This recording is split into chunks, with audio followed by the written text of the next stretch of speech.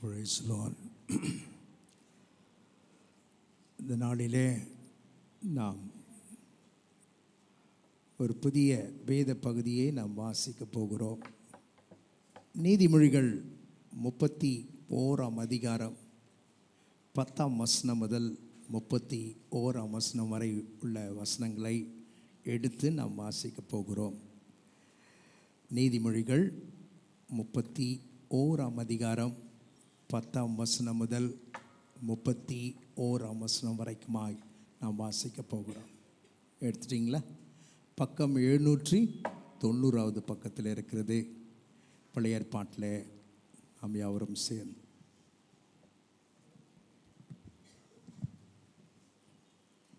Glory to God. குணசாலியான ஸ்திரீயை கண்டுபிடிப்பவன் யார்?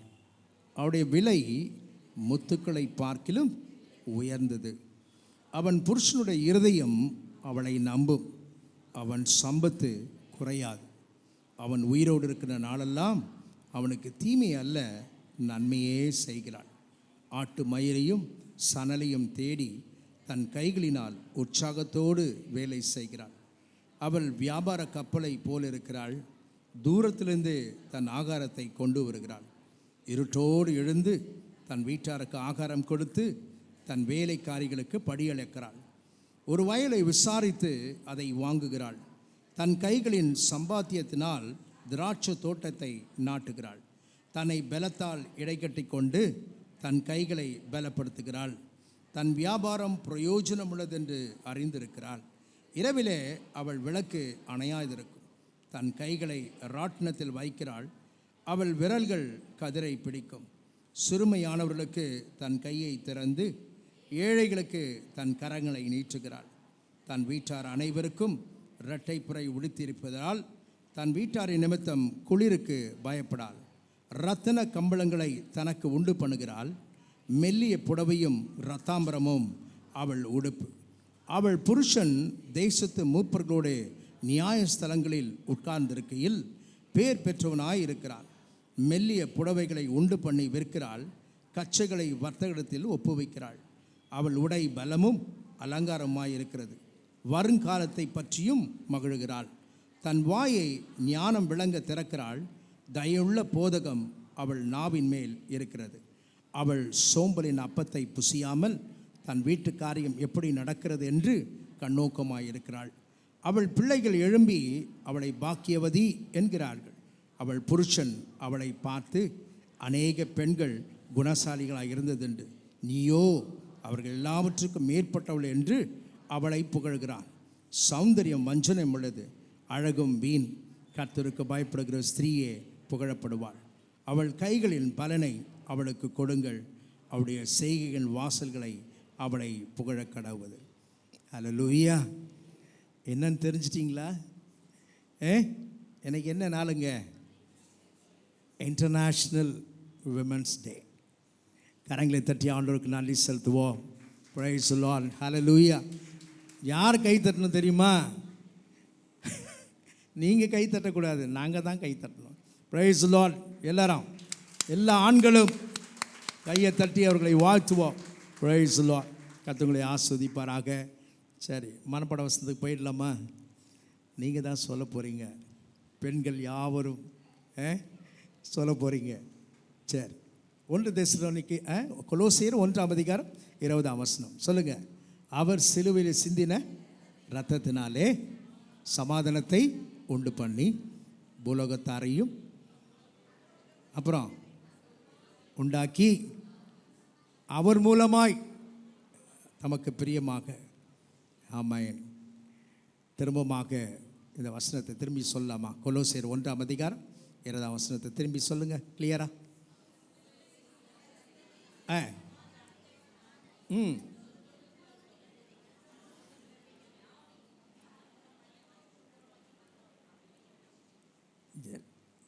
நிறைய பேர் பார்த்தே வாசிக்கிறீங்க. ஓகே, சரி. 1 பேதுரு 2ஆம் அதிகாரம் 24ஆம் வசனம். நாம் பாவங்களுக்கு செத்து நீதிக்கு பிழைக்கும்படி அவர் தாமே தமது சரீரத்திலே நமது பாவங்களை சிலுவின் மேல் சுமந்தார், அவருடைய தழும்புகளால் குணமானீர்கள். அவருடைய தழும்புகளால் குணமானீர்கள். கர்த்தர் ஆஸ்வதிப்பாராக. உட்காருங்கள். கர்த்தர் நாம மகிமைப்படுவதாக. இன்னைக்கு நிறைய ஜப குறிப்புக்காக நாம் ஜபிக்க போகிறோம். அதை யார் ஜெபம் பண்ண போகிறான்னாக்கா பெண்கள் தான் ஜபிக்க போகிறாங்க. சரியா? கர்த்தருக்கு சித்தமானால் 2027 ஆண்டில் நல்லா ஆர்கனைஸ் பண்ணி நம்ம செய்யலாம். ஷார்ட் பீரியடு, அதனால் அநேகரை காண்டாக்ட் பண்ண முடியல. ஆகையால் எனக்கும் சரீரத்தில் கடந்த வாரம் முழுவதும் அதிக சுகவீனமாக இருந்தேன். ஆனாலும் கர்த்தர் இந்த நாளிலே என்னை நிற்க வைத்திருக்கிறார். அதற்காக ஆண்டவருக்கு நன்றி செலுத்துகிறேன். அதற்கு காரணம் என்ன? உங்களுடைய ஜெபங்கள் தான். அல்லேலூயா. ஒவ்வொரு நாளும் நீங்கள் ஜெபிக்கிற ஜெபங்கள் கர்த்தர் என்னை இம்மட்டுமாக பாதுகாத்து வருகிறார்.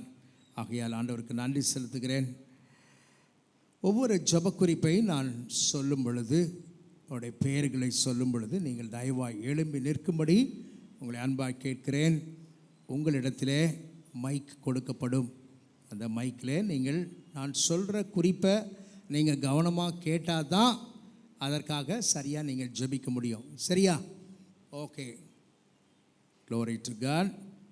இப்பொழுது ரொம்ப அதிகமாக நம்முடைய கவனத்தை ஈர்க்கக்கூடிய ஒரு காரியம் நடைபெற்று வருகிறது. என்ன காரியங்க? என்ன நடக்குது இப்போது? Israel, Iran. யார் 2 பேர் சேர்ந்து ஒருத்தனை அடிக்கிறாங்க? அமெரிக்காவும் இஸ்ரேலும் சேர்ந்து ஈரானை அடிக்கிறாங்க. ஆனால் அவனுக்கு துணை செய்ய அநேக ஆட்கள் எழும்பி கொண்டிருக்கிறார்கள். ஆகையால் கர்த்தர் இவர்களோடு கூட கர்த்தர் பேச வேண்டும். 2 தலைவர்களோடு கர்த்தர், 3 தலைவர்களோடு கர்த்தர் பேச வேண்டும்.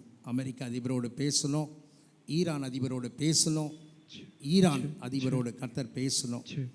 ஆகையால் கர்த்தர் நிச்சயமாகவே ஒரு அற்புதத்தை ஆண்டவர் செய்வார். அல்லேலூயா. மத்தேயு 24 வசனத்தை நீங்கள் வாசித்து, 24 அதிகாரத்தில் 6-7 வசனங்களை நீங்கள் வாசித்து பாருங்கள். ஒரு வசனத்தை கூட அதை வாசிக்க கேட்போம். 6ஆம் வசனம் பாருங்கள். யுத்தங்களையும் யுத்தங்களின் செய்திகளையும் கேள்விப்படுவீர்கள். ஆமேன். ஆனாலும் முடிவு உடனே வராது. கீழே பார்த்தீங்கன்னாக்கா இவைகளெல்லாம் எதுக்கு ஆரம்பம் என்று எழுதப்பட்டிருக்கிறது? வேதனைகளுக்கு ஆரம்பம். அல்லேலூயா.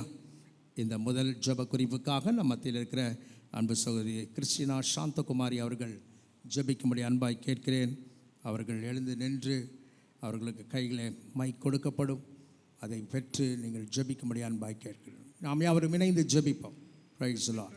பிதாவே, இயேசப்பா, இந்த காலை வேளைக்காக நன்றியோடு துதிக்கிறோம், ஸ்தோத்திரிக்கிறோம் சுவாமி.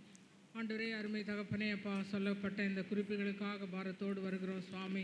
நாங்கள் ஒவ்வொரு நாளும் கர்த்தாவே இந்த செய்திகளை கேள்விப்பட்டதிலிருந்து அப்பா, ஆண்டவரே, ஆலயத்திலும் ஆண்டவரே எங்களுடைய தனி வீடுகளிலும் அப்பா, ஆண்டவரே தனி ஜெபங்களிலும் இதற்காக நாங்கள் பாரத்தோடு ஜெபித்து வருகிறோம்.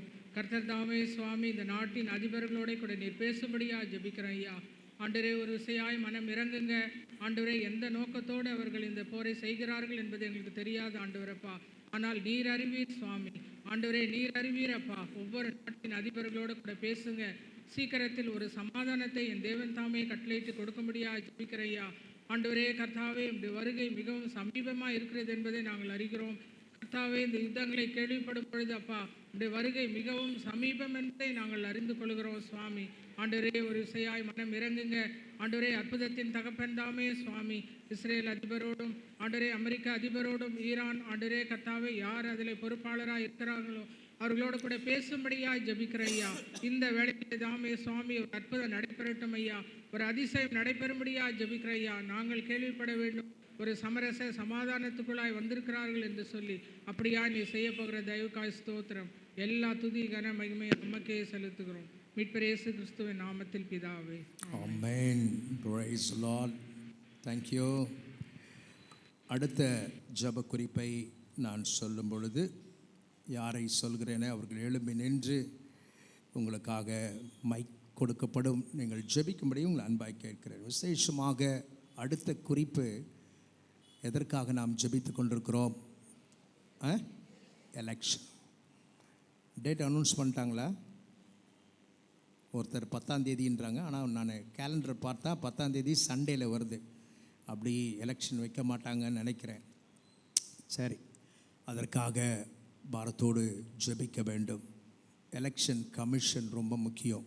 தேர்தல் ஆணையம், அந்த தேர்தல் ஆணையத்திலே பணிபுரிகிற எல்லா மனிதர்களையும், எல்லா உயர் அதிகாரிகளிலிருந்து கீழ் அதிகாரிகள் வரைக்கும் கர்த்தர்களோடு கூட பேச வேண்டும். அவர்கள் உண்மையாக காரியங்களை செய்யும்படியாக அந்த மிஷன் கர்த்தருடைய கரத்தில் நாம் கொடுத்து ஜெபிப்போம். அந்த மிஷனில் இயேசுவின் ரத்தத்தை நாம் தெளித்து ஜெபிக்க போகிறோம். இந்த ஜெப குறிப்புக்காக மத்தியில் அன்பு சகோதரி பியூலா தாமஸ் அவர்கள் ஜெபிக்கும்படி அன்பாய் கேட்கிறேன். கர்த்தாவே ஸ்தோத்திரம் ஸ்தோத்திரம் அப்பா. ஹல்லேலூயா. உம்மை நன்றியை நாங்கள் துதிக்கிறோம், ஸ்தோத்திரிக்கிறோம் சுவாமி. அப்பா, இந்த வேளையிலும் ஆண்டவரே சபையாராய் நாங்கள் ஒரு மனதோடு நாங்கள் ஜெபிக்கிறோம் அப்பா. அவரும் இணைந்து ஜெபிப்போம். ஆண்டவரே 2 பேர் ஆண்டவரே ஒருமனப்பட்டு நாங்கள் கேட்கும்போது தகப்பனே பரலோகத்தை அதை கேட்டு உண்டாகும் என்று சொன்னீங்களே சுவாமி. ஆண்டவரே இப்பொழுதும் ராஜா வரப்போகிற எலெக்ஷனுக்காக நாங்கள் ஜெபிக்கிறோம் சுவாமி. ஆண்டவரே ஏசப்பா, இதோ தகப்பனே உம்முடைய கரத்தில் ஆண்டவரே அப்பா அந்த காரியத்தை நாங்கள் ஒப்பு கொடுக்கும் ராஜா. ஆண்டவரே ராஜாக்களை தள்ளி ராஜாக்களை ஏற்படுத்துகிற தேவன் ஆண்டவரே ஏசப்பா, அந்த தேர்தல் அன்னைக்கு ஆண்டவரே அப்பா சமாதானத்தோடு எல்லா காரியத்தையும் ஆண்டவரே என் தேவன் தாமே நீங்கள் ஒழுங்குபடுத்தி கொடுக்கும்படியாக நாங்கள் ஜெபிக்கும் ராஜா. ஆண்டவரே ஏசப்பா, நீங்க ஆண்டவரே அப்பா எல்லாவற்றையும் ஆண்டவர் உங்க கரம் இருக்கும்படியாக நாங்கள் ஜெபிக்கிறோம் ஆண்டவரே. விசேஷமாக ஆண்டவரே எங்கள் ஜனங்களுக்கு ஆண்டவரே எங்கள் ஞானத்தை கொடுக்கும்படியாக நாங்கள் ஜெபிக்கிறோம் ஆண்டவரே ஏசப்பா, எந்த தலைவருக்கு நாங்கள் ஓட்டு போடுறோமோ ஆண்டவரே ஏசப்பா ஞானமாய் சிந்தித்து நாங்கள் செயல்படணும் ஆண்டவரே பொருளுக்காகவோ பணத்திற்காகவோ ஆண்டவரே எங்கள் ஓட்டுகளை நாங்கள் விற்காதபடி ஆண்டவரே ஒவ்வொருவரும் ஆண்டவரே ஏசப்பா இதில் ஞானமாய் செயல்படத்தக்கதா தேவ ஆவியா நீங்கள் உதவி செய்யும்படியாக நாங்கள் ஜெபிக்கிறோம் ஆண்டவரே. அப்பா விசேஷமாய் ஆண்டவரே தேர்தல் ஆணையர்க்க நாங்கள் ஜெபிக்கிறோம் ஆண்டவரே. அப்பா இதை நீதியாய் செயல்படணும் ஆண்டவரே உண்மையுள்ள காரியங்கள் நடக்கும்படியாக நாங்கள் ஜெபிக்கிறோம். எந்த அநீதியான காரியங்கள் நாட்களில் ஏற்படாதபடி ஆண்டவரே அப்பா பரிசுத்த ஆவியானவர் ஒவ்வொரு அதிகாரிகளுக்கும் ஆண்டவரே ஒரு பயத்தையும் நடுக்கத்தையும் கர்த்தாவே நீங்கள் உண்டு பண்ணும்படியாக நாங்கள் ஜெபிக்கிறோம் சுவாமி. ஆண்டவரே அப்பா உம்முடைய கரத்தில் இந்த எலெக்ஷனை ஒப்பு கொடுக்கிறோம். தேவ ஆவியை நீங்கள் கிரியை செய்யும்படியாக நாங்கள் ஜெபிக்கிறோம் ஆண்டவரே. உமக்கு சித்தமானவர்களை ஆண்டவரை இங்கே கொடுக்கும்படியாக நாங்கள் ஜெபிக்கிறோம் ஆண்டவரே. ஏசப்பா இதோ ராஜா நாங்கள் சபையாராய் ஆண்டவரே நாங்கள் ஜெபிக்கிறோம். தேவனப்பா நீங்கள் இறங்கி கிரியை செய்ய போவதற்காக நன்றி. இந்த நாம மாத்திரம் மகிமைப்படும்படியாக நாங்கள் ஜெபிக்கிறோம் அப்பா. இயேசு கிறிஸ்துவின் விலையேறப்பட்ட நாமத்தில் ஜெபிக்கும் நல்ல பிதாவே, ஆமென். Praise the Lord. Thank you sister. மூன்றாவதாக நம்முடைய தேசத்தில் பெண்களுக்கு இழைக்கப்படுகிற கொடுமைகள், பாலியல் வன்முறைகள், சிறு பிள்ளைகள் என்று கூட பெண் பிள்ளைகளை பார்க்காமல், கடந்த ஒரு 2 வாரத்துக்கு முன்னாடி ஒரு செய்தியை பார்த்தேன் யூடியூப்பில். அது உண்மையா பொய்யா தெரியல. பெத்த தகப்பனே தன் பிள்ளையை கெடுத்து நாசம் பண்ணி அது வெளியில் தெரியக்கூடாது என்று சொல்லி அந்த பிள்ளையை அவனே கொலை செய்து விடுகிறான். எனக்கு அருமையான தேவச்சனமே, பெற்ற பிள்ளையை பெற்ற தகப்பனே நாசப்படுத்தி கொலை பண்ணி எங்கே தூக்கி போட்டான்னு தெரியல. அப்படிப்பட்ட சூழ்நிலை நம்முடைய தேசத்தில் நடைபெறுகிறது, நம்முடைய பட்டணத்தில் நடைபெறுகிறது. பெண்களுக்காக விசேஷமாக வாலிப பிள்ளைகள், சிறு பிள்ளைகள். இன்னொரு செய்தி பார்த்தீங்கன்னாக்கா 76 வயசுனா ஆண் யங்ஸ்டாப்பா 76 வயது. அவன் 4 வயது பிள்ளைக்கு பாலியல் தொல்லை கொடுத்துருக்கிறான் என்று சொல்லி அரெஸ்ட் பண்ணியிருக்கிறாங்க புதுக்கோட்டையில். இப்படிப்பட்ட காரியங்கள் நம்முடைய பட்டணத்தில் நடைபெறுகிறது. பெண்களுக்கு நல்ல பாதுகாப்பை, பெண்களுக்கு வாலிப பெண் பிள்ளைகளாக இருக்கட்டும், அவர்கள் திருமணமானவர்களாக இருக்கட்டும், எவருக்கும் எந்த நேரத்திலும் எந்த சமயத்திலும் தேவன் அவர்களை பாதுகாக்கும்படியாக ஜெபிக்க போகிறோம். நம்மத்தில் இருக்கிற அன்பு சகோதரர் ஷாரன் அவர்கள் இதற்காக ஜெபிக்கும்படி அன்பாய் கேட்கிறேன்.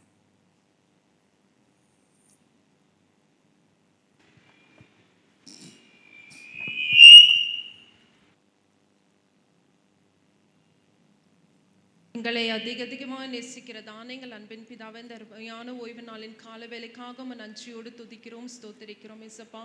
இந்த அருமையான கால வேலையில தகப்பனே ஏசப்பா கொடுக்கப்பட்ட இந்த குறிப்புக்காக நாங்கள் ஜெபிக்கிறோம் ஆண்டவரே. பெண்களுக்கு எதிராக தகப்பனே நடந்து கொண்டிருக்கிற எல்லா தகப்பனே ஏசப்பா ஆண்டவரே, இந்த கொடுமைகளுக்காக நாங்கள் ஜெபிக்கிறோம் ஆண்டவரே. உம்முடைய பிள்ளைகள் அல்லவா ஏசப்பா, ஒரு விசை கண்ணோக்கி பாருங்க ஆண்டவரே. ஏசப்பா இந்த பிள்ளைகள் மீது உம்முடைய தயவு இறங்கட்டும் ஆண்டவரே. ஏசப்பா இந்த பிள்ளைகளுக்கு எதிராக தகப்பனே நடந்து கொண்டிருக்கிற எல்லா தகப்பனே கட்டுகளை இயேசுவின் நாமத்தினால் உடை தெரிவீராக ஏசப்பா. சிறு பிள்ளைகளை நினைவு கூறுவீராக தகப்பனே. உம்முடைய பிள்ளைகள் ஏசப்பா தகப்பனே அந்த காரியங்களை செய்கிற ஒவ்வொரு பிள்ளைகளையும் ஏசப்பா தகப்பனே ஆண்டவரை நீங்க மனதை மாற்றி ஆண்டவரை ஏசப்பா அந்த சிறு பிள்ளைகள் ஆகட்டும் ஆண்டவரை, பெரியவர்களாக ஏசப்பா தகப்பனே, முதிர் வயது இருக்கிற தாய்மார்களை நீங்க பாதுகாத்து கொள்ளுவீராக தகப்பனே. ஏசப்பா பள்ளிக்கு செல்லுகிற பிள்ளைகளுக்கு ஒரு பாதுகாப்பை கட்டளையிட்டு தருவீராக தகப்பனே. ஏசப்பா காலேஜுக்கு போகிற வருகிற தகப்பனே உம்முடைய பிள்ளைகளை பாதுகாத்து கொள்ளுவீராக ஆண்டவரே.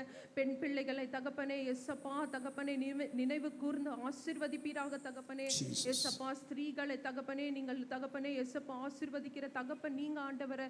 ஒரு விசையாக நினைவு கூர்ந்து ஏசப்பா எங்கள் நாட்டில் நடந்து கொண்டிருக்கிற ஒவ்வொரு கொடுமைகளை ஆண்டவரை ஏசப்பா நீங்க தயவாக தகப்பனை இறங்கி அற்புதங்களை செய்து ஆண்டவரை ஏசப்பா இந்த காரியங்களுக்கு ஒரு முற்றுப்புள்ளியை கொடுக்க போகிற கிருபைகளுக்காக உமக்கு நன்றி ஏசப்பா. நீங்க ஆசீர்வதித்து நடத்துவீராக தகப்பனே. ஏசப்பா வருகிற நாட்களில் ஆண்டவரை நாங்கள் இதை போல தகப்பனை செய்திகளை கேட்காதபடிக்கு ஏசப்பா நீங்க ஒரு பாதுகாப்பை தகப்பனே எங்களுக்கு கொடுக்க போகிற கிருபைகளுக்காக உமக்கு நன்றி ஆண்டவரை. எங்களுடைய ஜெபங்களை அங்கீகரிங்க ஆண்டவரை. ஏசப்பா எங்களுடைய ஜெபங்களை ஏற்றுக்கொண்டு ஆண்டவரே ஒரு துரிதமாய் எங்களுக்கு ஒரு அற்புதங்களை செய்து அதிசயங்களை செய்து தகப்பனே நன்மையான காரியங்களினால் நிரப்புவீராக தகப்பனே. எல்லா பிள்ளைகளையும் நீங்க ஆசீர்வதித்து நன்மையான ஈவுகளை கொடுத்து தகப்பனே வழி நடத்துவீராக தகப்பனே. எல்லா துதி கன மகிமை ஒருவருக்கே செலுத்துகிறோம், இயேசுவின் மூலம் ஜெபிக்கிறோம் ஜீவனுள்ள நல்ல பிதாவே, ஆமென். ஹல்லேலூயா. Thank you. ஊழியர்களுக்காக ஜெபிக்க வேண்டியது நம்முடைய கடமை. அநேக ஊழியர்களுடைய மனைவிமார் சரீர பலவீனத்தோடு இருக்கிறார்கள். ஊழியர்களுடைய பிள்ளைகள் சுகவீனமாக இருக்கிறார்கள். வேதம் சொல்கிறது ஊழியக்காரன் சுகத்தை கர்த்தர் விரும்புகிற தேவன், ஊழியக்காரன் மேல் கர்த்தர் பரிதாபப்படுகிறவர் என்று வேதம் சொல். ஆகையால் எல்லா நம்முடைய சென்னை பட்டணத்தில் இருக்கிற எல்லா தேவ ஊழியர்களுக்காக அவருடைய மனைவிமார், அவருடைய பிள்ளைகள், அவருடைய குடும்பங்களுக்காக, விசேஷமாக நம்முடைய பாஸ்டமாக்காக, அவருடைய பிள்ளைகளின் சுக வாழ்வுக்காக நம்ம மத்தியில் இருக்கிற அன்பு டெய்சி ராபர்ட் அவர்கள் ஜெபிக்கும்படி அன்பாய் கேட்கிறேன்.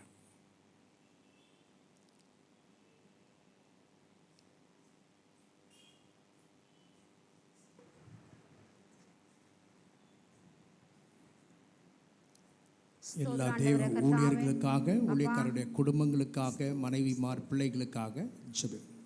பரிசுத்த ஆவியானவரே ஸ்தோத்திரிக்கிற அப்பா ஆண்டவரே கர்த்தாவே. இந்த ஓய்வு நாளில் ராஜா ஆண்டவரே கர்த்தாவே அப்பா நீர் கொடுத்த கிருபைக்காக உமக்கு நன்றி செலுத்துகிறோம் அப்பா. கொடுக்கப்பட்ட விண்ணப்பத்தை உம்முடைய கரத்தில் ஒப்பு கொடுக்குற ஆவியானவரே அப்பா உம்மை ஸ்தோத்திரிக்கிறோம், துதிக்கிற ஆண்டவரை. ஊழியக்காரர்கள் எல்லாரும் உடைய கரத்தில் ஒப்பு கொடுக்குற ஆண்டவரே கர்த்தாவே. அப்பா ஊழியம் செய்கிற குடும்பங்களும் உடைய கரத்தில் ஒப்பு கொடுக்குற ராஜா. பிள்ளைகளை உடைய கரத்தில் ஒப்பு கொடுக்குறப்பா ஆண்டவரே கர்த்தாவே. ஊழியக்காரன் மனைவிகளும் உடைய கரத்தில் ஒப்பு கொடுக்குறப்பா. அவர்களுக்கு நல்ல சுகத்தையும் பலத்தையும் ஆரோக்கியத்தையும் கொடுத்த ராஜா உடைய ராஜ்யத்தை கட்டுகிறவர்களப்பா ஆண்டவரே கர்த்தாவே. அப்பா உடைய பிள்ளைகளுக்கு ஊழியம் செய்கிற பிள்ளைகள் அப்பா ராஜா, அவர்கள் நல்ல சுகத்தையும் பலத்தையும் ஆரோக்கியத்தை கொடுத்து நீங்கள் நடத்தும்படியாய் ஜெபிக்கிற ஆண்டவரை. அவர்கள் போகும்போது வரும்போதெல்லாம் உடைய கிருபை தாங்கிக் கொள்ளட்டப்பா ஆண்டவரை கர்த்தாவே. அவர்களுக்கு உண்டான தேவைகள் எல்லாவற்றையும் நீங்கள் சந்தித்தரும்படியாய் ஜெபிக்கிற ஆண்டவரை. இன்னும் ஆண்டவரை கர்த்தாவே தகப்பனே அப்பா ஊழியத்தில் ஆண்டவரை வளர தேவன் உதவி செய்யும்படியாய் ஜெபிக்கிற ஆண்டவரை கர்த்தாவே. உடைய கிருபை இருக்கணும், தயவு இருக்கணும் அப்பா ஆண்டவரை கர்த்தாவே. என் தகப்பனே என் ராஜாதி ராஜன் தேவாதி தேவன் உமக்கு ஆண்டவரை கர்த்தாவே ஊழியம் செய்கிறவர்களை அவர்கள் பெரும்பளவு நீர் ஆசீர்வாதமாய் நடத்த தேவன் உதவி செய்யும்படியா இந்த வேலை ஜெபிக்கிறப்பா. நீர் கொடுத்த விண்ணப்பத்துக்காக நன்றி செலுத்துகிறோம். ஆசீர்வாதம் பலப்படுத்தும் இயேசு கிறிஸ்து ஜெபிக்க நல்ல பிதாவே, amen. Hallelujah. Thank you sister. கடைசியாக 10ஆம் வகுப்பு பரீட்சைகள் வருகிற 11ஆம் தேதி ஆரம்பமாகிறது. அன்று சோதர் மாரியப்பனுடைய மகள் எஸ்தர் அவர்கள் எழுதுகிறார்கள். வேறு யாராவது 10th ஸ்டாண்டர்ட் எக்ஸாமினேஷன் எழுதுறீங்களா? இல்லை. ஏற்கனவே 12ஆம் வகுப்பு பரீட்சை நடைபெற்று கொண்டிருக்கிறது. சிபிஎஸ்சி +2 எக்ஸாமினேஷன் நடைபெற்று கொண்டிருக்கிறது. 10th முடிஞ்சிருச்சு நேற்றோட. ஆகையால் நம்முடைய பிள்ளைகளுக்காக இப்பொழுது நாம் ஜெபிக்க போகிறோம். அதற்காக அன்பு சகோதரி கலை செல்வி அவர்கள் ஜெபிக்கும்படி 10ஆம் வகுப்பு பரீட்சைகள் ஆரம்பமாகிறது. அந்த பிள்ளைகளுக்காகவும் 12ஆம் வகுப்பு பரீட்சை எழுதி கொண்டிருக்கிற பிள்ளைகளுக்காகவும் கர்த்தர் அவர்களுக்கு நல்ல சரீர சுகத்தையும் பலனையும் கொடுக்க முடியாது. ஜெபி.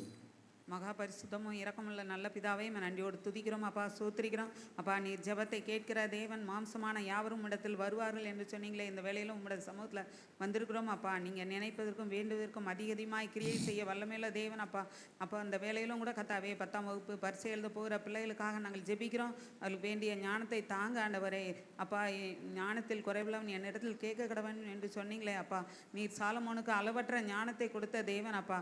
இந்த நாளிலும் ஆண்டவரே அளவற்ற ஞானத்தினால ஆண்டவரே, கிருபையினால ஆண்டவரே, உடைய பிரசன்னத்தினால நிரப்பி வழி நடத்த முடியாது ஜெபிக்கிறோம். எல்லா கொஸ்டின்களுக்கும் ஆண்டவரே சரியான ஆன்சர் எழுதுவதற்கு ஆண்டவரே நீங்கள் தாமே உதவி செய்யும்படியாய் ஜெபிக்கிறோம். உடைய பலத்தகரம் ஆண்டவரே மகளோடு கூட இருந்து நடத்த முடியாது ஜெபிக்கிறோம். தேவான ஞானத்தை தாங்க உம்முடைய நாமத்தை மகிமைப்படுத்தக்கூடிய மகளாக உமக்கு சாட்சியாக எழுந்து நிற்க ஆண்டவரே நீங்கள் தாமே உதவி செய்யும். உடைய கரத்தில் ஒப்பு கொடுக்குறோம். இயேசு கிறிஸ்துவின் நாமத்தினால ஜெபிக்கிறோம் நல்ல பிதாவே. ஆமென். Glory to God. Thank you. நாம் யாவரும் கரங்களை உயர்த்தி ஆண்டவருக்கு நன்றி செலுத்துவோம். கர்த்தர் நம்முடைய ஜெபத்தை கேட்டிருக்கிறார். இன்னைக்கு அநேக ஜெப குறிப்புகளை நாம் வைத்து ஜெபிக்கலாம். நேரம் காலம் தாழும் போய்கொண்டிருக்கிறது. ஆகையால் தயவு செய்து பொறுத்து கொள்ளுங்கள். வருகிற நாட்களிலே இன்னும் அதிகமான நபர்களுக்கு நாம் வாய்ப்பை கட்டளையிட்டு கொடுக்க ஆண்டவர் கிருபை செய்வாராக. Praise the Lord. அறிவிப்புகளை நான் சொல்லிவிடுகிறேன். அதை தொடர்ந்து மற்ற காரியங்களை நாம் பார்ப்போம். வருகிற 10ஆம் தேதி செவ்வாய்க்கிழமை மாலை 7 மணி முதல் 8:30 மணி வரைக்குமாக விடுதலையின் கூடுகை இங்கு நடைபெற்று வருகிறது. ஒவ்வொரு மாதமும் 2வது மற்றும் 4வது செவ்வாய்க்கிழமைகளில் விடுதலையின் கூடுகை நடைபெற்று வருகிறது. வாருங்கள், கர்த்தருடைய கரத்திலிருந்து விடுதலை பெற்று செல்லுங்கள். வருகிற வெள்ளிக்கிழமை காலை 13ஆம் தேதி வழக்கம் போல 10:30 மணி முதல் 12:30 மணி வரைக்குமாக உபவாச ஜெபம் நடைபெறும். வருகிற பரிசுத்த ஓய்வு நாள் 15ஆம் தேதி காலை 8:30 மணிக்கு தமிழ் ஆராதனை வழக்கம் போல் நடைபெறும். பர்த்டேஸ், வெட்டிங் டேஸ் கொஞ்சம் போட்டு விடுமா. பர்த்டேஸ் அண்ட் வெட்டிங் டேஸ் அதை முடிச்சுட்டு எல்லாம் இப்போது எப்படி பாடுறாங்கனாக்கா ட்ராக் போட்டு பாடுறாங்க. அதனால் எல்லாம் சரியாக வரணும். ஆகையால் பொறுத்து கொள்ளுங்கள். கர்த்தர் ஆஸ்வதிப்பாராக. மார்ச் 8ஆம் தேதி ஜெசி ஷேரன் அவர்கள் தன்னுடைய பிறந்த நாளை காண்கிறார்கள். மார்ச் 10ஆம் தேதி அன்பு சகோதரர் குமார் அவர்கள் தன்னுடைய பிறந்த நாளை காண்கிறார். எங்கே இருக்கிறார் குமார்? Praise the Lord. அடுத்தது மார்ச் 11 ஜான் மேஷாக் அவர்கள் பிறந்த நாளை காண்கிறார். March 12 David Robert. Praise the Lord. அப்புறம் அவ்வளோதானா? வெட்டிங் டே இல்லை. சரி. கண்டுன்னை அழைத்தவர் கரமதை பார், அவ கை விடாதிருப்பார். கண்டுன்னை அழைத்தவர் கரமதை பார், அவர் கை விடாதிருப்பார். ஆண்டுகள் தோறும் உனக்கவர் அளித்த ஆசிகளை எண்ணிப்பார். ஆண்டுகள் தோறும் உனக்கவர் அளித்த ஆசிகளை எண்ணிப்பார். எண்ணிப்பார், எண்ணிப்பார், எண்ணிப்பார். நீ என்றும் அதை எண்ணிப்பார். நீ என்றும் அதை எண்ணிப்பார். காப்பார், உன்னை காப்பார். காத்தவர் காப்பார், இன்னும் இனிமேலும் காத்திடுவார். கலங்காதே மனமே, காத்திடுவார். கலங்காதே மகளே,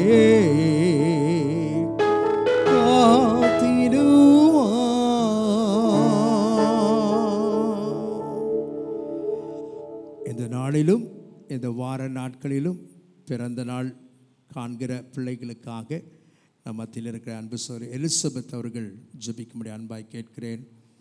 அவர்கள் ஜெபிக்கும் பொழுது நாம் யாவரும் இணைந்து ஜெபிப்போம். Price the Lord. நன்றியோடு ஸ்தோத்தரிக்கிறேன் அப்பா. இந்த நாளில் கூட அருமையான இந்த காலை வேலைக்காக ஜெபிக்கிறேன் தகப்பனே. ஸ்தோத்தரிக்கிறப்பா.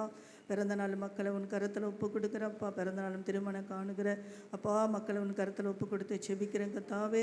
பிள்ளைகளுக்கு வேண்டிய கத்தா ஒரு ஆண்டு நீ கூட்டி கொடுத்த கிருபைக்காக நன்றி அப்பா. பிள்ளைகளை நீ ஆசீர்வதிக்க வேண்டுமா ஜெபிக்கிறப்பா. அப்பா பிறந்த நாள் உள்ள பிள்ளைகளை என் தேவோட கரம் அவளை மேலே நீ வைக்க வேண்டுமா ஜெபிக்கிறையா. இந்த புதிய ஆண்டில் பிள்ளைகளுக்கு என்னென்ன ஆசிரியம் வேண்டுமோ இத்தனை ஆசீர்வாதத்தை கொடுத்து அவளை மகிழ பண்ண வேண்டுமா ஜெபிக்கிறேன் கத்தாவே. அப்பா எல்லா காரியத்திலும் அவங்களோடு நீங்கள் கூட இருந்து ஆண்டில் படிப்பு காரியம் என்ன வேலை காரியம் எது இருந்தாலும் எல்லா காரியத்திலும் அவங்க கூட இருந்து நீ அவளை ஆசீர்வதிக்க வேண்டுமா ஜெபிக்கிறேன். திருமணத்துக்கு மக்களுக்கான ஜெபிக்கிறேன். அந்த பிள்ளைகளை ஆசீர்வதிங்கப்பா. கணவன மனைவி ஆசீர்வதிக்க வேண்டுமா ஜெபிக்கிறேன். அவளை குடும்பமாக தேவன் கரத்தில் ஒப்பு கொடுக்குறப்பா. நீர் அவளை பாதுகாக்க வேண்டுமா ஜெபிக்கிறையா. முழு குடும்பத்தை உங்கள் கரங்களை ஒப்பு கொடுத்து ஜெபிக்கிறேன். நீர் ஆசீர்வதிங்கப்பா. இயேசுக்கு சொன்ன நாமத்திலே ஜெபங்கேலி எங்கள் ஜீவன நல்ல பிதாவே. எப்பொழுதும் கர்த்தருக்கு கொடுக்கிற நேரம், கர்த்தருக்காக நாம் மனப்பூர்வமாய் தாராளமாய் கொடுப்போம்.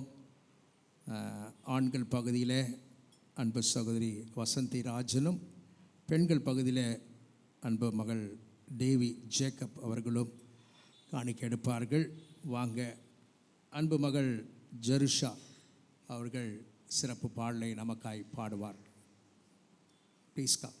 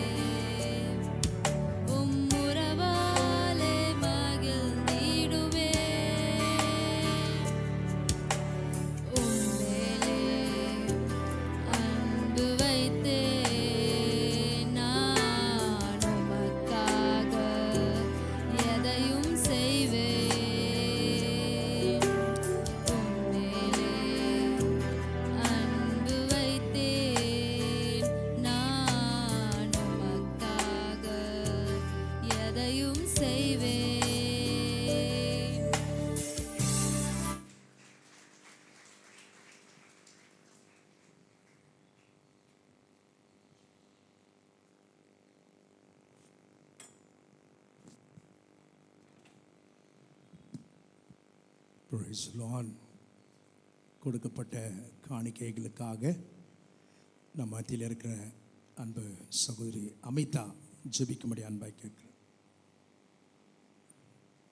கர்த்தருடைய சமூகத்தில் படைக்கப்பட்ட காணிக்கைகளுக்காக அன்பு சரி அமிதா அவர்கள் ஜெபி. சோத்ரம் ஏசப்பா, சோத்ரம். நன்றி பிதாவே, உம்மை நன்றியோடு துதிக்கிறேன், சோத்திரிக்கிறேன் ஏசப்பா. ஆண்டவரே, இந்த நேரத்தில் கூட ஏசப்பா கொடுக்கப்பட்ட ஜெப குறிப்பு நம்முடைய சமூகத்தில் வருகிறேன். கொடுத்த காணிக்கைகளை ஆசீர்வதித்து கொடுங்க கர்த்தாவே ஏசப்பா. ஆண்டவரே, அந்த ஏழை விதவை கொடுக்க ரெண்டு விதவை ஆண்டவரே 2 காசுகள் காணிக்கை போட்டா ஏசப்பா. அவளை ஆசீர்வதித்து கொடுத்தீங்க, உள்ளத்துலேருந்து அவள் கொடுத்தா ஏசப்பா. ஆனாலும் ஆண்டவரே, அநேக ஆசீர்வாதத்தை நீங்கள் கொடுத்தீங்க ஏசப்பா. அதை உங்களுடைய கரத்தில் ஒப்படைக்கிறேன். கொடுத்த ஒவ்வொருவரையும் நீங்கள் ஆசீர்வதிங்க. அமுக்கி ஆண்டவரே குளிந்து சரிந்து விழும்பாய் நீங்கள் கொடுங்க கர்த்தாவே. ஆண்டவரே, நாங்கள் உங்களுக்காய் கொடுக்கும் பொழுது கர்த்தாவே, அதனுடைய ஆசீர்வாதத்தை நாங்கள் பார்க்கும் பொழுது ஏசப்பா எவ்வளோ வியப்பாக இருக்கிறது ஏசப்பா. அதற்காக மக்கள் நன்றி செலுத்துகிறேன். ஆண்டவரே, சபை மக்கள் கொடுத்த ஒவ்வொரு காணிக்கைகளையும் ஆசீர்வதித்து கொடுங்க ஆண்டவரே. இன்னும் சபை வளரத்தக்க கிருபை செய்யுங்க, காத்துக்கொள்ளும் வழி நடத்தும். ஆமென். ஆமென். Praise the Lord. Thank you. அடுத்த வாரம் மனப்பாடம் வசனம் எழுதுறீங்களா இல்லையா? பெண்ணு கொண்டு வரல. ஆமாம், பக்கத்தில் கடை வாங்க. சரி, உங்களுக்கு அது நமக்கு நீங்கள் குரூப்பில் இருந்தால் குரூப்பில் கட்டாயம் வந்துடும், தம்பிமார் போட்டுருவாங்க. எபிரேயர் 12ஆம் அதிகாரம் 2ஆம் வசனம். எபிரேயர் 12:2. கலாத்தியர் 2ஆம் அதிகாரம் 20ஆம் வசனம். திரும்பவும் சொல்கிறேன், எபிரேயர் 12ஆம் அதிகாரம் 2ஆம் வசனமும் கலாத்தியர் 2ஆம் அதிகாரம் 20ஆம் வசனத்தையும் நன்றாக படித்து வாருங்கள். கர்த்தரை ஆஸ்வதிப்பாராக. எப்பொழுதும் கர்த்தருடைய வார்த்தைக்கு நேராக நாம் கடந்து செல்ல போகிறோம். நம்முடைய மத்தியிலே அவ்வப்போது நாம் அழைக்கும் போதெல்லாம் அல்லல் தட்டாமல் வந்து நம்முடைய மத்தியிலே ஊழியம் செய்கிற கர்த்தருடைய தாசன் வெலிக்ஸ் அவர்களும் நானும் ஒன்றாக இயேசு அழைக்கிறார் அலுவலகத்திலே பணி செய்தோம். நான் முன்பாக வெளியில் வந்துட்டேன், அவர் அதுக்கு பிற்பாடு வெளியில் வந்தார். கர்த்தர் அவர்களை அநேக இடங்களிலே கொண்டு சென்று வல்லமையாக உபயோகப்படுத்தி வருகிறார். நம்முடைய அழைப்பை ஏற்று இந்த காலைவெளியில் கர்த்தருடைய வார்த்தையை கொடுக்க வந்திருக்கிற கர்த்தர் தாசனையும் அவருடைய குடும்பத்தையும் கர்த்தர் ஆஸ்வதிப்பாராக. இப்பொழுதும் அவர்கள் கர்த்தருடைய வார்த்தையை கொண்டு வரார்கள். கரங்களை தட்டி அவளை அன்போடு கூட வரவேற்போம்.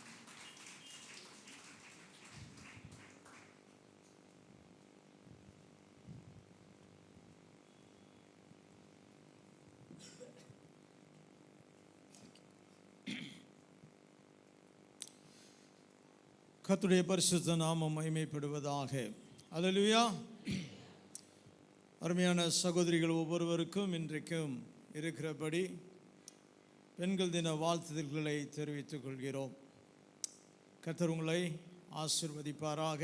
அருமையான போதகர் இன்றைக்கு வாசித்த சில வசனங்களில் முக்கியமான ஒரு வசனம், உங்களுக்கான ஒரு வசனம் என்னவென்றால், கர்த்தருக்கு பயப்படுகிற ஸ்திரீயே புகழப்படுவார். அவ்வளோதான். கர்த்தர் உங்களை ஆசீர்வதிப்பாராக. தேவன் தாமே இந்த நாள் உலகம் முழுவதும் இந்த பெண்கள் தினத்தை கொண்டாடினாலும் ஒவ்வொருவரும் கொண்டாடுகிற விதம் வித்தியாசமாய் இருக்கிறது. ஆனால் தேவனுடைய பிள்ளைகள், தேவனுடைய பிள்ளைகளாக நீங்கள் ஆண்டவருக்கு நன்றி சொல்லுங்கள். அவர் உங்களுடைய வாழ்க்கையில் வைத்திருக்கிற நோக்கத்தை குறித்து கர்த்தரோடு நீங்கள் பேசி தேவனிடத்திலிருந்து ஆசீர்வாதத்தை பெற்றுக்கொள்ளுங்கள். மீண்டும் ஒரு முறையாய் பெண்கள் தின வாழ்த்துக்களை தெரிவித்துக் கொள்கிறேன். ஆண்களுக்கு ஒரு பிரச்சனை என்னென்னா, ஆண்கள் தினம் என்றைக்கு வருது என்றைக்கு போகுதுன்னே தெரியல. அதுதான் போன வாரம் ஒரு பெரிய டிஸ்கஷனில் நாங்கள் பேசின காரியம். பெண்கள் தினம் சரி, நன்றாக உலகம் முழுவதும் நல்லா கொண்டாடுறாங்க. இன்றைக்கி கொண்டாட முடியாதவங்க நாளைக்கு கொண்டாடுறாங்க, அந்தளவுக்கு இருக்குது. ஆனால் ஆண்களுக்கு ஒரு தினம் வருகிறது, நிச்சயமாக இருக்குது. ஆனால் அது என்றைக்கு வருது என்றைக்கு போகுதுன்னு யாருக்கும் ஆண்களுக்கே தெரியல. கர்த்தருக்கு மகிமை உண்டாகட்டும். இன்றைக்கு நாம் அவனுடைய வார்த்தையை நாம் தியானிப்போம். தேவன் நம்மீது வைத்திருக்கிற ஒரு அன்பை குறித்து நாம் இன்றைக்கு தியானித்து கர்த்தருடைய நாமத்தை மகிமைப்படுத்துவோம். எரேமியா தீர்க்கதரிசியின் புஸ்தகம், எரேமியா தீர்க்கதரிசியின் புஸ்தகம் 18ஆம் அதிகாரம் 4, 5, 6 இந்த 3 வசனங்களை யாராவது ஒருவர் வாசிக்கும்படி அன்புடன் கேட்டுக்கொள்கிறேன்.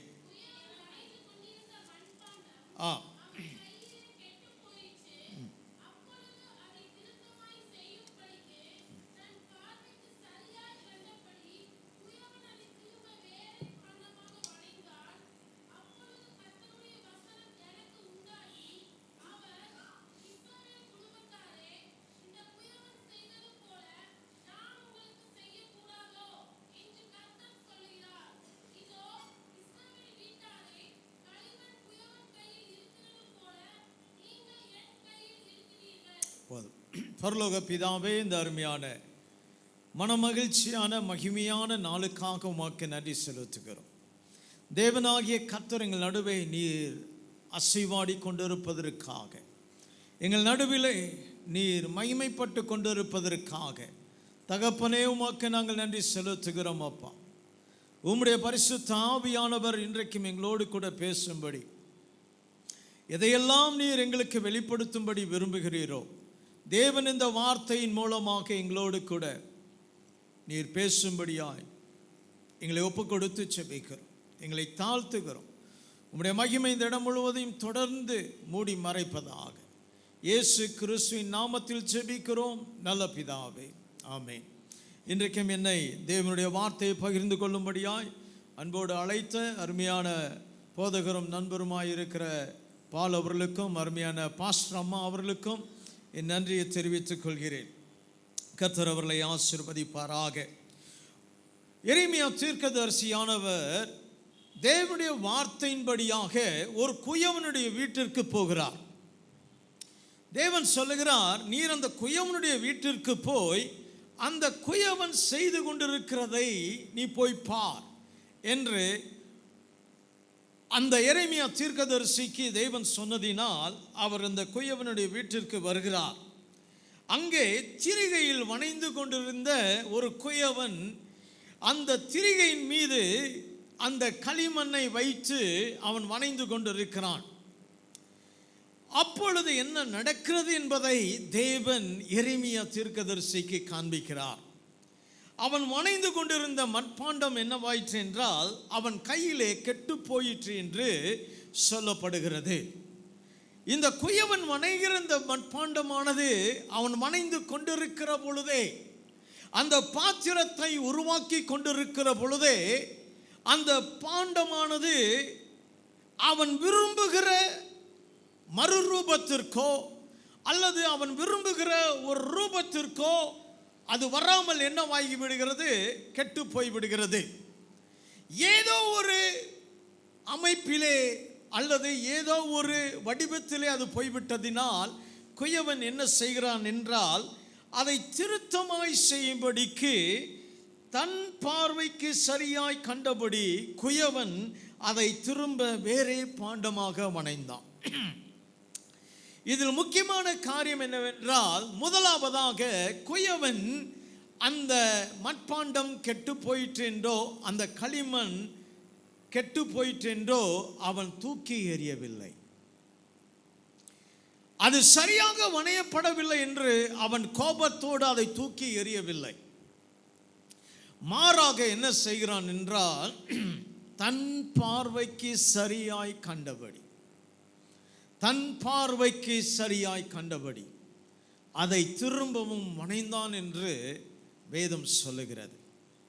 இந்த காரியத்தை எரேமியாவிற்கு தேவன் காண்பித்து தேவன் கேட்கிறார், இந்த குயவன் செய்தது போல நான் உங்களுக்கு செய்யக்கூடாதோ என்று கர்த்தர் சொல்லுகிறார்.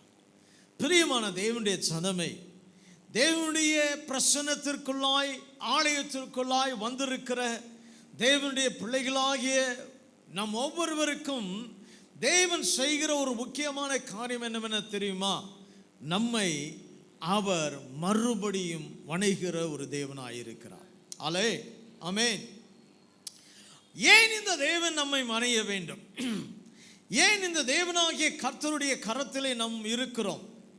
அவரே சொல்லுகிறார், இந்த குயவனுடைய கையில் இருக்கிற களிமண்ணை போல நீங்கள் என் கையில் இருக்கிறீர்கள். நீங்க எங்கேயும் இல்லை, நீங்க என் கையில இருக்கிறீங்க. ஆனால் என் பார்வைக்கு சரியானபடி நான் அடைவதற்கு என்ன செய்யணும் அப்படின்னா, விட்டு கொடுக்கணும். ஏனென்றால் நாம் நம்முடைய வாழ்க்கையை குறித்த ஒரு நோக்கம், ஒரு எதிர்பார்ப்பு, ஒரு எதிர்காலத்தை குறித்த ஒரு சிந்தனை இருக்கலாம். ஆனால் பிரியமானவர்களே, தேவனாகிய கர்த்தர் நம்முடைய வாழ்க்கையை குறித்து அவருக்கு ஒரு எண்ணம் உண்டு, ஒரு உருவம் உண்டு, ஒரு அமைப்பு உண்டு, ஒரு வடிவம் உண்டு. ஆகவே தேவன் என்ன செய்கிறார்? அவர் விருப்பப்படுகிறபடி, தன் பார்வைக்கு சரியானபடி, நம்முடைய பார்வைக்கு சரியாயிருக்கிற சில நிலைமைகள் இருக்கும். நான் செய்கிறதெல்லாம் சரியாக தான் செய்கிறேன் அப்படின்னு இருக்கும். நான் வாழ்கிறது சரியாக தான் வாழ்கிறேன்னு இருக்கும். ஆனால் தேவன் என்ன செய்கிறார் என்றால், அவருடைய பார்வைக்கு சரியானபடி அவர் என்ன செய்கிறார் என்றால், அதை வணைகிறார். நம்ம ஒருவேளை நினைக்கலாம், ஆண்டவரே என் வாழ்க்கையில் ஏன் நான் விரும்பாத காரியம், நான் எதிர்பார்க்காத காரியம் ஏன் சம்பவிக்கிறது? ஏன் என்னை வாழ்க்கை நெருக்குகிறது? ஒரு குயவன் அந்த மட்பாண்டத்தின் மீது கைகளை வைத்தான் என்றால், அவன் அதை மேலே அழுத்தம் கொடுக்காம அந்த பாத்திரத்தை வணையவே முடியாது. ஒரு அழுத்தம் கொடுத்தாதான் அந்த பாத்திரம் குயவனுடைய பார்வைக்கு ஏற்றபடியே வணைய முடியும். நீங்க குயவன் அந்த மட்பாண்டத்தை வணைகிறதை நீங்க எங்கேயாவது பார்த்துருப்பீங்கன்னா தான் அது சரியா தெரியும். கிராமங்களில் அல்லது எந்த இடத்துல பானைகளோ அல்லது மட்பாண்டங்கள் செய்கிறார்களோ, நீங்கள் அந்த இடத்தில் போய் பார்த்தீங்கன்னா அந்த குயவன் அதை வைத்து விட்டு அந்த வீலை என்ன செய்வான், அந்த சக்கரம் மாதிரி இருக்கும், அதை இந்த கம்பை வச்சு சுற்றி வேகமாக சுற்றி விட்டுட்டு கம்பை தூக்கி போட்டுட்டு தன் கையை அந்த களிமண் மீது வைத்தாதான் ஷேப்பே கிடைக்கும், வடிவமே கிடைக்கும். அப்போ அழுத்தம் கொடுக்க தான் செய்யணும். நம்முடைய வாழ்க்கையில் தேவன் ஏன் அழுத்தத்தை கொடுக்கிறார் என்றால், நம்மை உருவாக்க வேண்டிய சாயல் ஒன்று இருக்கிறது.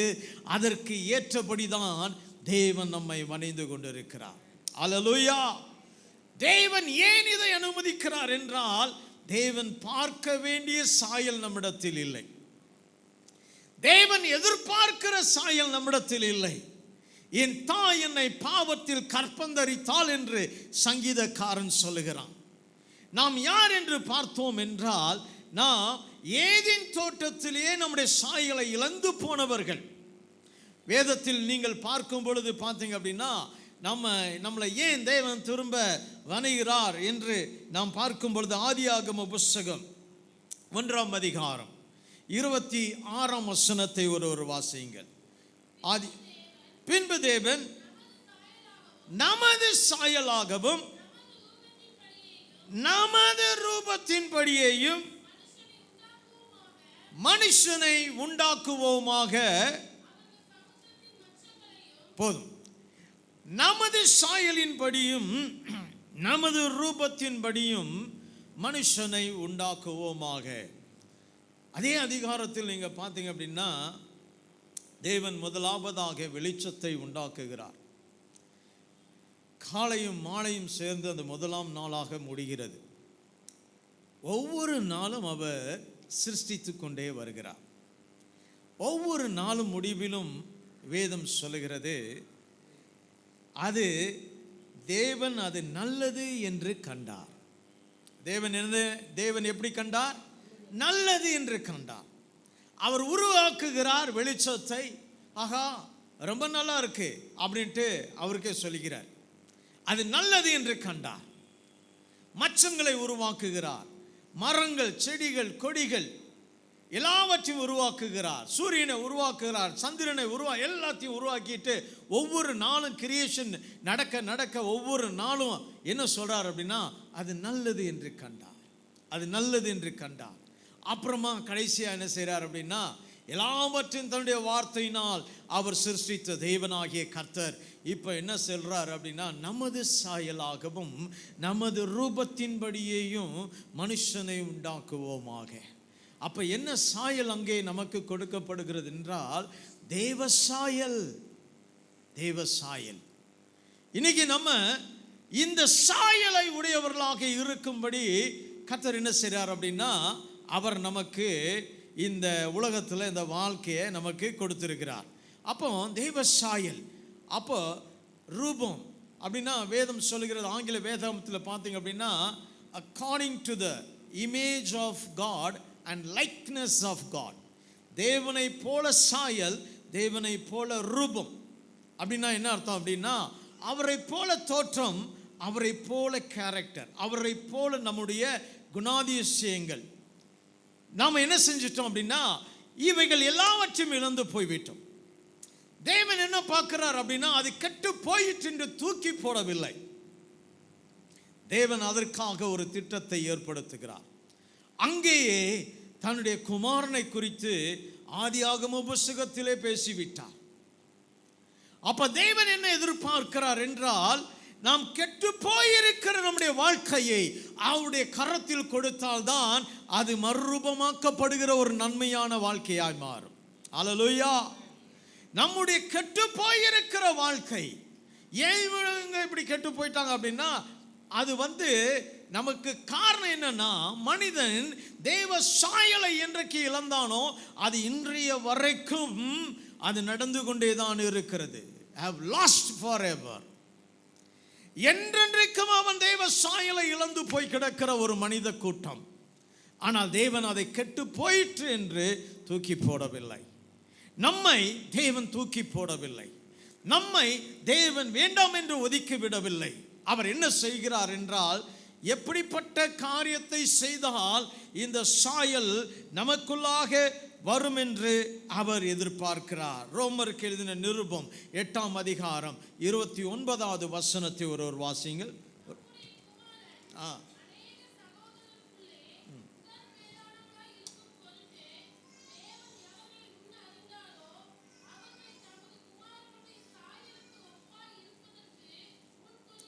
போதும். இப்போ தேவன் என்ன சொல்றார் அப்படின்னா, நீங்களும் நானும் இன்னைக்கு ஆளுக்கு ஒரு சாயல்ல இருக்கிறோம் இல்லையா?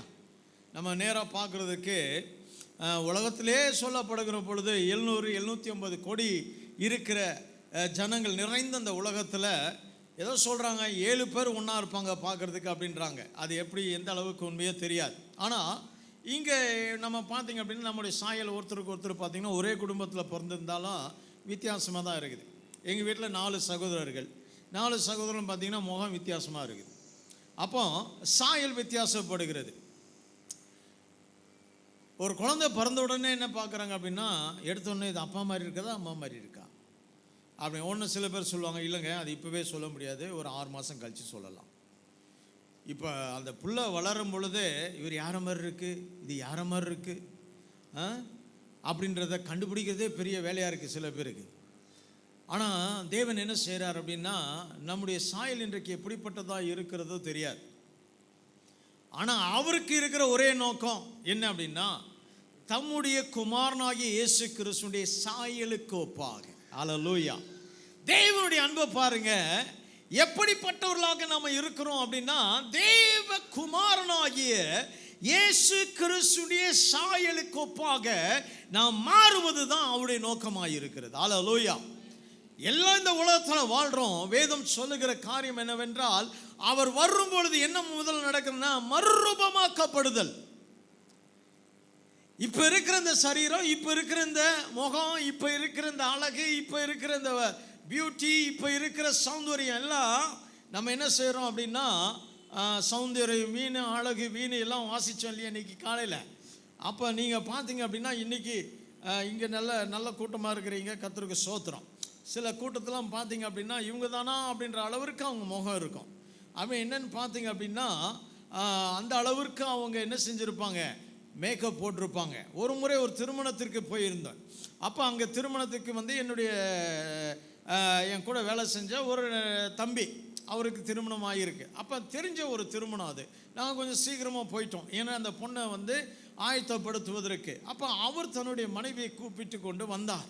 6:30 மணிக்கு திருமணம், 4 மணிக்கெல்லாம் நாங்கள் அங்கே போயிட்டோம். போனோடனே அவருடைய ஒய்ஃப் அந்த பொண்ணுக்கு உதவி செய்வதற்காக மேக்கப்லாம் போனார். கல்யாணம் நடக்க போகுது, கல்யாணத்துக்கு எல்லாம் பொண்ணுங்கள்லாம் வர்றாங்க. இந்த தம்பி என்னை பார்த்து கேட்குறான், அண்ணே என் ஒய்ஃபு வந்தாங்களே, அவங்க ஆளை காணுமே அப்படின்றான். அப்புறமா தேடி பார்த்தா ஒய்ஃபு யாரும் எங்கே, முன்னாடியே தான் நிற்கிறாங்க. ஆனால் அந்த பொண்ணுக்கு மேக்கப் பண்ணுறப்ப இந்த இவங்களுக்கு மேக்கப் பண்ணிட்டாங்க, வேற ஒன்றும் இல்லை. அப்போ அந்த தம்பிக்கே தெரியாத அளவுக்கு என்ன ஆகி போச்சு, சாயல் மாறி போய்விட்டது. அந்த அளவுக்கு மேக்கப். இன்றைக்கி மேக்கப் டப்பா அப்படின்னா, ஒரு காலத்தில் ஏதோ பான்ஸு பவுடர்லாம் யூஸ் பண்ணவங்க இங்கே இருக்கலாம். அந்த காலத்தில் அதை தவிர்த்து வேறு ஆப்ஷனே கிடையாதுங்க. ஆமாம், தாம்பரத்தை தாண்டி போனீங்கன்னா அந்த காலத்தில் அந்த ஸ்மெல் வரும், பான்ஸ் கம்பெனி. இப்போ இருக்குதா என்னன்னு தெரியல. ஆனால் அந்த பான்ஸு டப்பா தான் இருக்கும், எல்லா வீட்லேயும் இருக்கும். ஆனால் இன்றைக்கி அப்படி கிடையாது.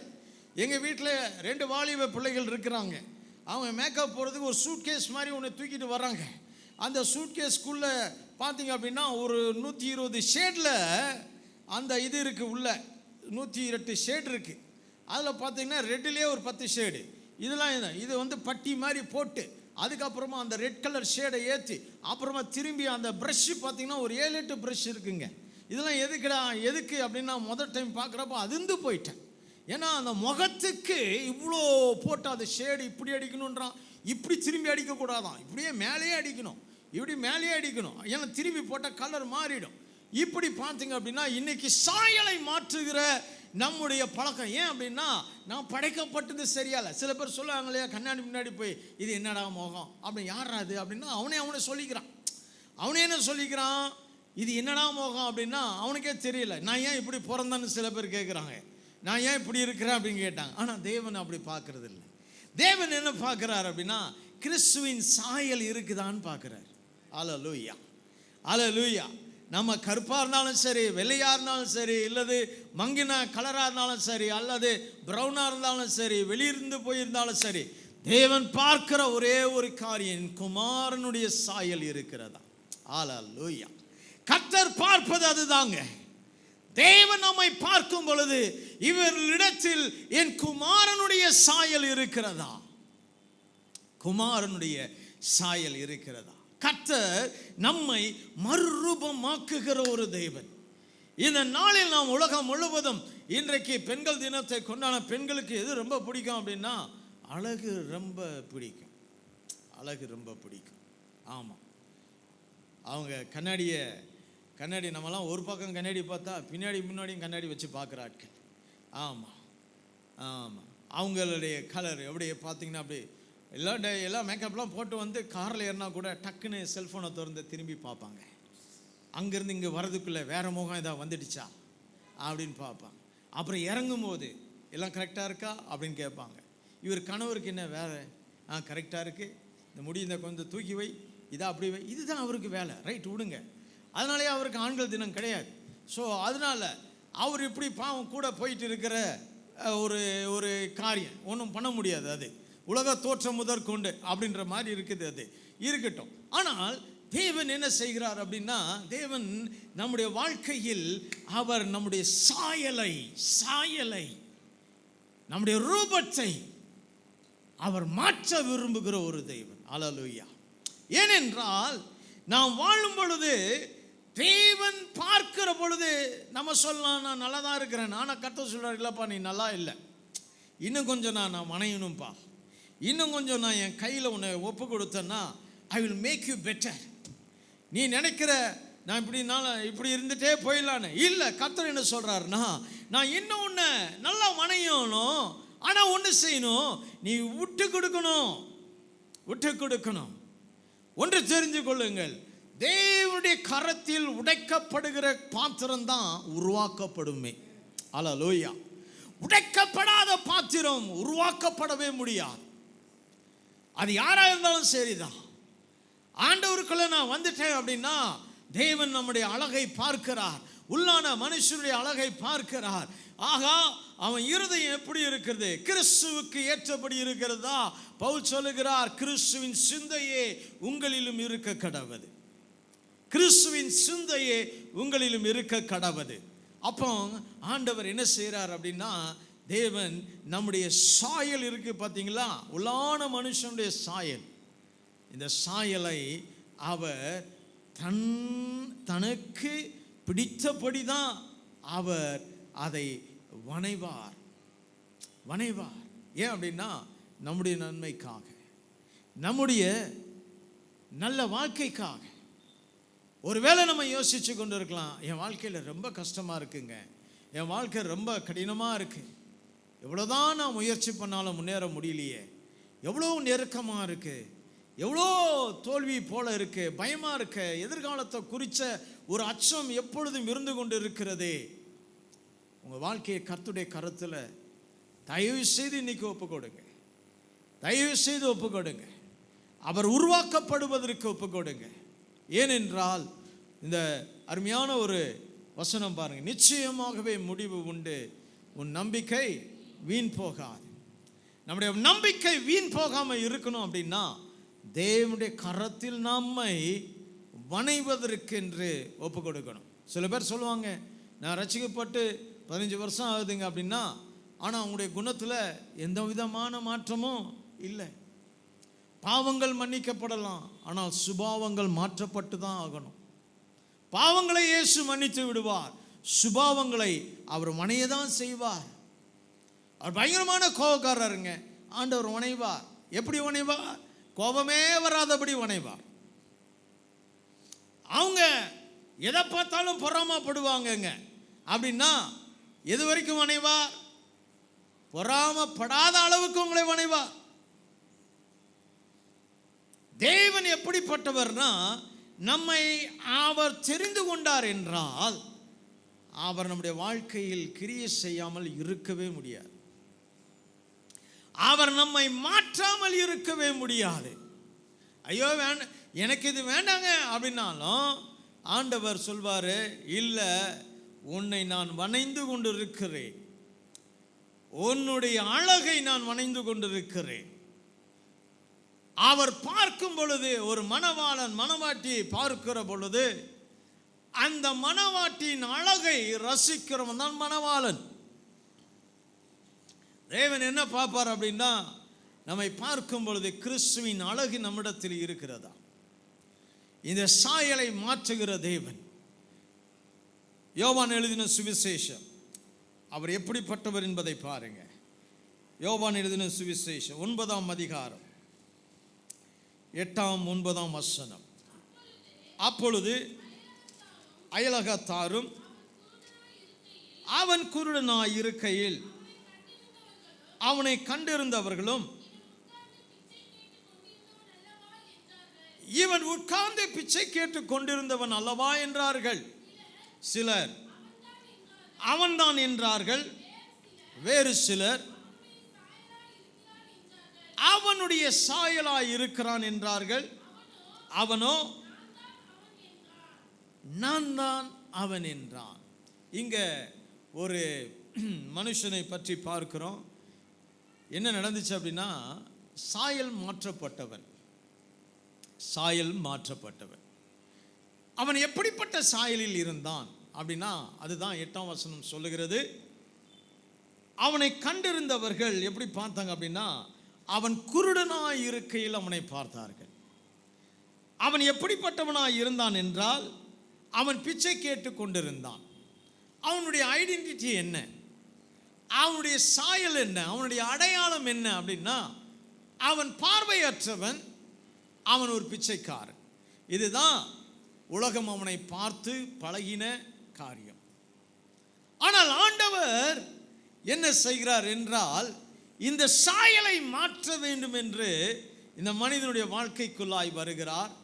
அவர் என்ன செய்கிறார்? சிலவாம் குளத்தில் போய் அவன் கண்ணில் அந்த களிமண்ணை பூசி, நீ போய் கழுவிட்டு வா அப்படின்னா போய் கழுவிட்டு வரும்போது பார்வை அடைகிறான். சரி, இப்போ என்ன பிரச்சனை அப்படின்னா, அவர் எந்த அளவிற்கு நம்முடைய சாயலை மாற்றுவார் என்றால், அவர் சிலர் சொல்கிறாங்க அவன்தான் என்றார்கள். அங்கே ஒரு பெரிய கூட்டம் வருது.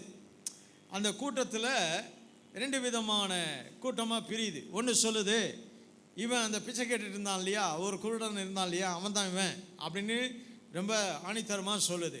வேறு சிலர் இன்னொரு கூட்டம் சொல்லுது, இல்லை இல்லை, அவனை போல இருக்கிற ஒருவன், அவனை போல சாயலை உடையவன், ஆனால் அவன் அல்ல, இவன் வேற ஒருத்தன்.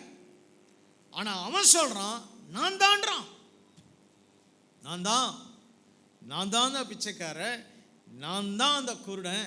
இப்போ நான் பார்வை இருக்குது, இப்போ நான் பார்க்குறேன், நான் இப்போ பிச்சை எடுக்கலை அப்படின்னு ஒன்று அங்கே பெரிய குழப்பமே வருதுங்க.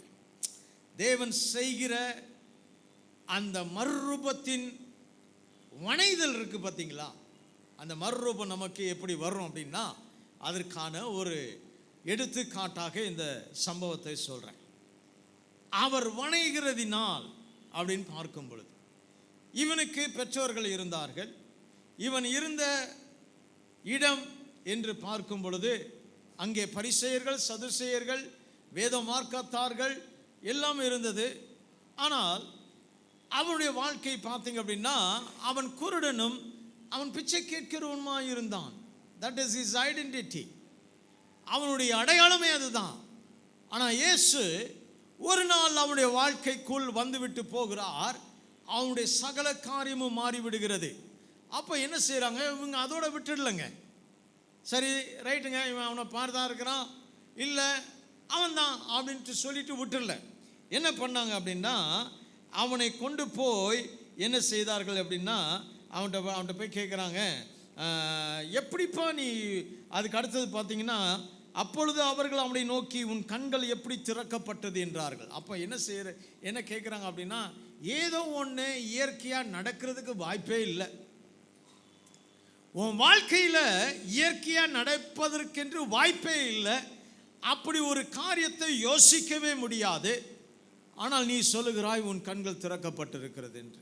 அது எப்படி நடந்தது அப்படின்னு கேட்குறப்ப அவன் விவரமாக பேசுகிறான். நான் சிலுவாம் குளத்துக்கு போனேன், என் கண்களை அவர் தொட்டார், பூசினார் எனக்கு. அப்போ அவங்க கேட்குறாங்க, அப்பொழுது அவர்கள் அவனை நோக்கி கேட்டோன்னா அவன் பிரதித்தியமாக இப்படிலாம் சொல்கிறான். சொல்லிட்டு அவன் சொல்கிறான் 12ஆம் வசனத்தில், அப்பொழுது அவர்கள் அவர் எங்கே என்று கேட்டார்கள், அவன் எனக்கு தெரியாது என்றான். அப்போ இயேசு அற்புதத்தை செய்து அவன் கண்ணு தெரியும் பொழுது இயேசு அங்கே இல்லை. இயேசு அற்புதம் செய்தார், ஆனால் இயேசு அற்புதத்தை செய்தவுடன் அந்த இடத்தை விட்டு போய்விட்டார். ஏன் அவர் போய்விட்டார் என்று பார்த்தோம் அப்படின்னா, வேதத்தில் இயேசு செய்கிற ஒவ்வொரு காரியத்திற்கும் ஒரு பயங்கரமான அர்த்தம் இருக்கும். அவர் ஏன் கூப்பிட்ட உடனே லாசரு மரித்த பிறகு வியாதியஸ்தா இருக்கிறான்னு சொன்ன பிறகு வரல அப்படின்னா அது ஒரு பெரிய சத்தியம். இதே போல் இவர் இங்கே அவன் சொல்கிறான், எனக்கு தெரியாது, இது எப்படி நடந்துச்சுன்னு கேட்குறாங்க, அது எனக்கு தெரியாது. தேவன் செய்கிற செயல் எப்படி இருக்குன்னா, நீங்கள் விவரித்து சொன்னாலும் சொல்ல முடியாத அளவுக்கு தான் இருக்கும். அல்லேலூயா. தேவன் நம்முடைய வாழ்க்கையில் செய்கிற ஒரு மாற்றத்தின் அனுபவம் எப்படிப்பட்டதாக இருக்கும் அப்படின்னா, யாராவது இது எப்படிங்க நடந்துச்சு அப்படின்னா உங்களால் சொல்ல முடியாத அளவிற்கு அவர் செய்கிற தேவன். அல்லேலூயா. அவர் அப்படிப்பட்ட ஒரு மாற்றத்தை கொண்டு வருகிற தேவனாய் இருக்கிறார். நான் வேகமாக சொல்லி முடிக்கிறேன். அதற்கு பின்பதாக இந்த ஜனங்கள் அந்த பதிலில் சாட்டிஸ்ஃபை ஆகலைங்க. இந்த ஜனங்கள் அந்த குருடன் சொன்ன பதில், எனக்கு தெரியாத, அவர் யாருன்னு எனக்கு தெரியாது, இயேசுன்னு ஒருவர் தெரியும், ஆனால் அவர் எப்படிப்பட்டவராய் இருக்கிறார், எப்படி இருப்பார் என்று தெரியாது. அப்போ அவங்களாம் என்ன செய்கிறாங்க அப்படின்னா, பரிசேயர்கள் இருக்கிற அந்த கூட்டத்திற்குள்ளாக இவனை கொண்டு போய் காண்பிக்கிறார்கள். இவன் குருடனாக இருந்தான், இவன் பிச்சைக்காரனாக இருந்தான், இப்போ இவன் கண்ணு தெரியுது, நீங்கள் கேளுங்க. ஏன்னா அவங்களுக்கு புரியல ஜனங்களுக்கு. அப்போ பரிசேயர் கேட்குறா, எப்படிப்பா இது அப்படின்னா, அவங்களுக்கு என்ன பிரச்சனை அப்படின்ட்டு நீங்கள் வீட்டில் போய் வாசிக்கோங்க, நான் வேகமாக சொல்லி முடிக்கிறேன். அவங்களுக்கு என்ன பிரச்சனைனா, அந்த அற்புதம் நடந்த நாள் என்ன நாள்? ஓய்வு நாள். அதுதான் பிரச்சனை. அவனுக்கு வேற எந்த பிரச்சனையுமே கிடையாது. சில பேர் பார்த்துருக்கீங்களா, நீங்கள் என்னதான் சொன்னாலும் அவன் மண்டையில் ஒன்று வச்சுருப்பான், அதே தான் பேசும். அவனெல்லாம் நீங்கள் மாற்ற முடியாது. ஆமாம், அவன் மண்டையில் என்ன தான் வச்சுருக்கிறான் அப்படின்னா அவனுக்குன்னு ஒன்று உருவாக்கி வச்சுருப்பான். அதை தான் பேசுவானே ஒழிய, டேய் நான் சொல்கிறது உனக்கு புரியுதாடா அப்படின்னு நீங்கள் கேட்டிருப்பீங்க. ஆமாப்பா ஆமாம் ஆனால் அப்படிம்பான் பாருங்க, திரும்பி உங்களுக்கு கோவம் வந்துடும். டேய் நான் சொல்கிறது உனக்கு புரியலையாடா அப்படின்னா, அவன் டேய் நீ என்னடா சொன்னதையே சொல்லிகிட்டு இருக்கிறேன்னு சொல்லுவீங்க பார்த்தீங்களா? நீ என்னடா அதையே பேசிகிட்டு இருக்கிற, நான் என்னடா சொல்கிறேன், நீ என்னடா சொல்கிற, இப்படி ஒரு கூட்டம் இருக்குது. அதே போல் இந்த பரிசேயர்களுக்கு என்ன அப்படின்னா, எது நடக்கட்டும் உலகத்தில், ஆனால் ஓய்வு நாள் அப்படின்னா தான் அவன் கொஞ்சம் கோவப்படுவான். அவனுக்கு தேவை ஓய்வு நாளில் இது நடக்கலாமா, ஓய்வு நாளில் இது நடக்கலாமா. ஒன்று தெரிஞ்சுக்கோங்க, கர்த்தர் நம்முடைய வாழ்க்கையில் அவர் ஒரு பெரிய மாற்றத்தையோ நமக்கு கொடுக்குறாரு அப்படின்னா, அவர் இது நல்ல நாள் இது கெட்ட நாள்லாம் பார்க்க மாட்டார். உங்களுக்காக அவர் எதையும் மாற்ற வல்லவர். உங்களுக்காக எனக்காக அவர் எதையும் ராத்திரி 12 மணிக்கு நீங்கள் தூங்கிட்டு இருந்தாலும் செய்ய வல்லவர். அல்லேலூயா. அவன் பரிசேயன் கேட்குறான், நீ எப்படிப்பா சுஸ்தமான, நீ தானா அது அவனும் கேட்குறான். ஆமாம் நான் தான். அது எப்படி நடந்துச்சு தெரியாது, இயேசு என்பவர் அப்படின்னு சொல்கிறான். அப்போ ஓய்வு நாளில் நடந்திருக்குன்னா இது தேவனிடத்திலிருந்து வந்தவர் அல்ல அப்படின்னு அவன் ஒரு மார்க்கமாக பேசுகிறான். அப்போ அவன் பிரச்சனை என்னன்னா, இவனுக்கு கண்ணு தெரிஞ்சது பற்றிலாம் பிரச்சனை கிடையாது, ஓய்வு நாளில் நடந்திருக்கு அப்படின்னா. சில பேர் என்ன செய்வாங்க அப்படின்னா, இயேசுவை பார்க்கிலும் இன்றைக்கு கிறிஸ்துவத்தில் அவர்கள் போகிற சபையை மேன்மையாய் பேசுவார்கள். நாங்கள் யார் தெரியுமா, நீ யார், நாங்களாம் வெள்ளையை தவிர்த்து வேறு எதுவுமே போட மாட்டோம். சரி என்ன, ஒரு இடத்துல நான் பிரசங்கம் பண்ண போயிருந்தேன், சாதாரணமாக போயிருந்தேன், பிரசங்கம் பண்ணேன். அதுக்கப்புறமா வீட்டுக்கு வந்துட்டேன். அந்த பாஸ்டருடைய பையன் கூப்பிட்டு பேசினார் ஃபோனில். என்ன அப்படின்னா, அண்ணா நீங்கள் இன்றைக்கி பிரசங்கம் பண்ண வந்தீங்க, கொஞ்சம் வெள்ளை சட்டை போட்டு வந்திருக்கலாமே அப்படின்னாரு. ஒருவேளை அதுக்கு தான் போட்டு வந்திருக்குன்னு நினச்சிடாதீங்க. என்ன வெள்ளை சட்டை போட்டு வந்திருக்கலாமே, எங்கள் பாஸ்டர் ஐயா அதை உங்கள்கிட்ட சொல்ல சொன்னார். நான் சொன்னேன், என்னை திரும்பி கூப்பிடாதுப்பா அப்படின்ட்டேன். ஆமாம், அவங்களுக்கு என்ன அப்படின்னா, மெசேஜ் தேவையில்லை, வார்த்தை பெருசு இல்லை, நீ போட்டு வந்திருக்கிற சட்டை ஒழுங்காக வெள்ளையாக இருக்குதா, வெள்ளையும் சொல்லியுமா இருக்குதா. அப்போ சில பேருக்கு என்னன்னா, அவர்கள் போகிற சபை, நாங்கள் சீயோன் சபை, நாங்கள் இந்த சபை, ஆண்டவர் சீயோன் சபைக்காகவும் அந்த சபைக்காகவும் இதற்காக அவர் வர்றப்ப பார்த்தீங்க அப்படின்னா, அவர் அதுக்காக ஒரு மனவாட்டி எப்படின்னா, கிறிஸ்துவின் சாயலை உடையவர்களை கூப்பிட்டு போகும்படியாய் வருவார். அல்லேலூயா. இயேசு முக்கியமா அப்படின்னா, இன்னைக்கு பல பேர் கிறிஸ்டியானிட்டி இஸ் இம்பார்ட்டன்ட்றாங்க. Christianity will never enter into the kingdom of God. தேவ சபையில் தேவன் வரும் பொழுது என்ன செய்வார் அப்படின்னா, அவருக்கு ஏற்ற சாயலாக இருக்கிறவங்கள தான் தேவன் கூப்பிட்டு கொண்டு போவார்.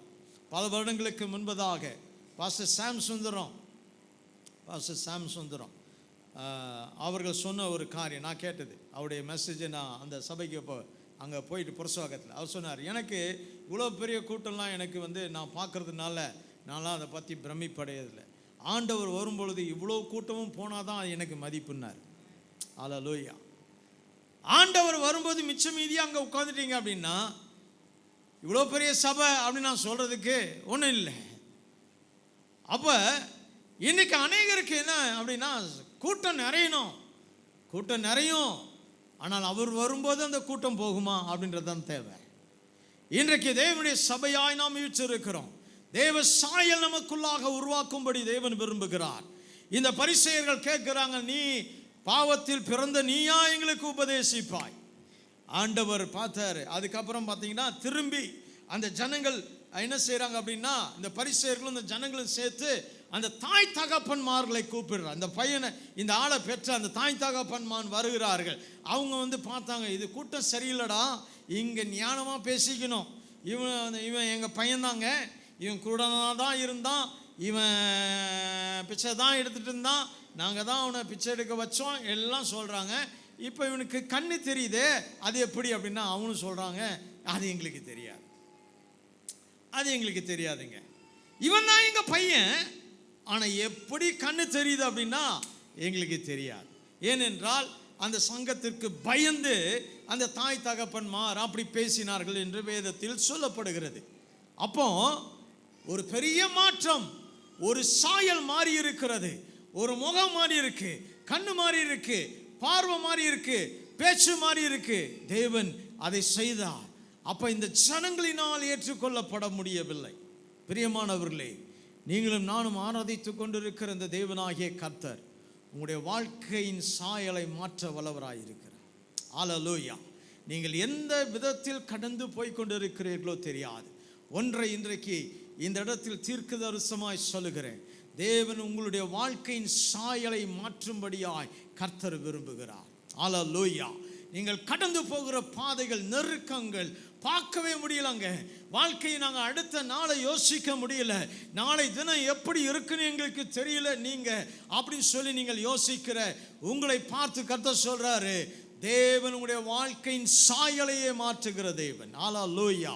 இன்றைக்கு நாம முயற்சிக்கலாம், முயற்சித்து தோல்வி அடைந்திருக்கலாம். ஆனால் தேவனாகிய கர்த்தருடைய வாழ்க்கைக்குள்ளாக அவர் வந்தார் அப்படின்னா உங்க வாழ்க்கையின் சரித்திரத்தை அவர் மாற்ற வல்லவராய் இருக்கிறார். ஆமென்.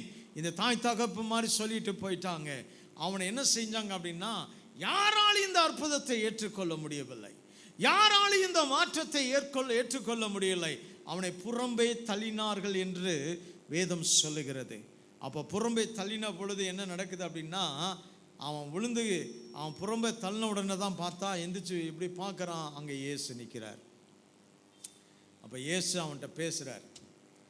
பேசிட்டு அவனை பார்த்து புறம்பே தள்ளின அவன் கேட்குறான், நீ அவரை விசுவாசிக்கிறாயா என்று இயேசு கேட்கிறார். நான் விசுவாசிப்பதற்கு அவர் யார்? அப்போ ஆண்டவர் சொல்றாரு, நீ அவரை கண்டிருக்கிறாய். ஒரு மனுஷன் பெற்றிருக்கிற அற்புதம் பார்வை அடைகிறான். அவன் சொல்ல, நீ அவரை கண்டிருக்கிறாய், உன்னோடு பேசுகிற அவர்தான் என்றார். ஹல்லேலூயா, ஹல்லேலூயா.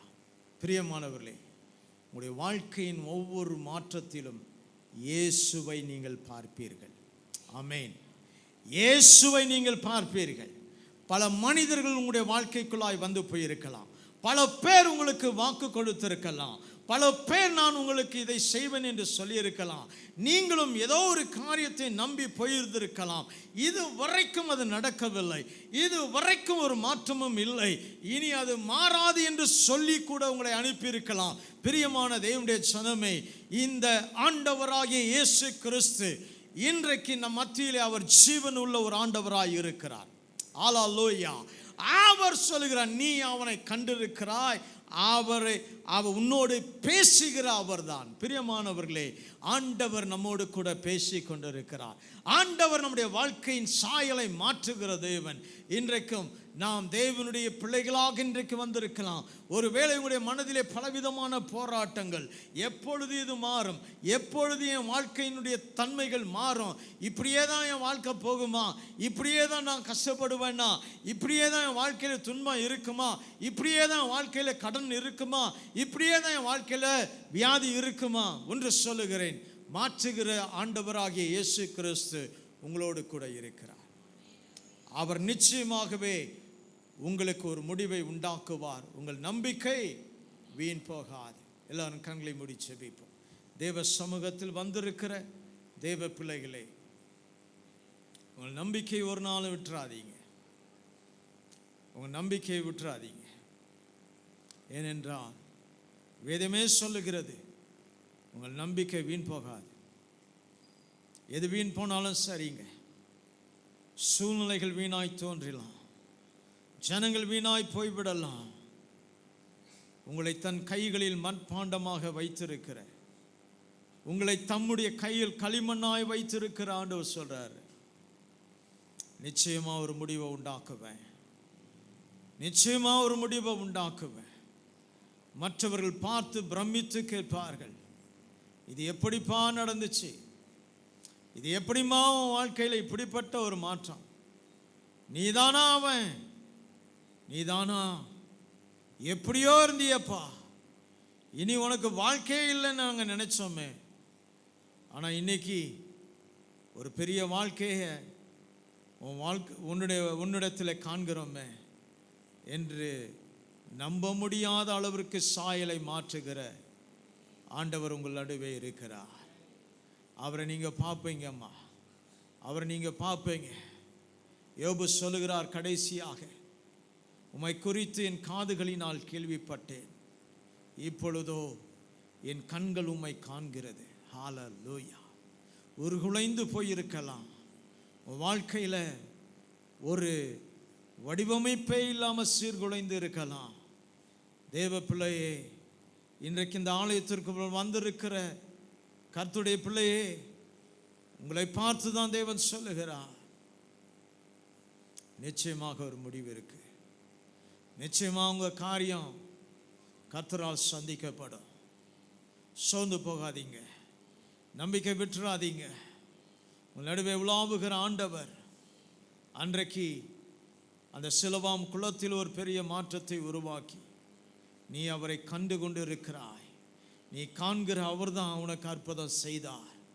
கர்த்தர் உங்கள் நடுவிலே உலாவுகிறவர் ஒரு பெரிய மாற்றத்தை உங்களுடைய வாழ்க்கையில் கொண்டு வருவார். ஹல்லேலூயா. எல்லாரும் தேவ சமூகத்தில் எழுந்து நிற்போமா, ஆண்டுடைய பிரசன்னத்தில் எழுந்து நிற்போமா, கர்த்தருடைய சமூகத்தில் எழுந்து நிற்போமா. ஒன்றுக்கும் சோர்ந்து போயிடாதீங்க. சத்துரு சொல்லுவான், இனி நடக்காது என்று சொல்லுவான். கர்த்தர் இனிதான் அது நடக்கும்னு சொல்றாரு. இனிதான் உங்களுடைய வாழ்க்கையில் ஒரு பெரிய மாற்றம் வரப்போகிறது. இனிதான் உங்களுடைய வாழ்க்கையில் அந்த நம்பிக்கையினுடைய மாற்றம் வரப்போகிறது. தேவன் உங்களை ஆசீர்வதிப்பாராக.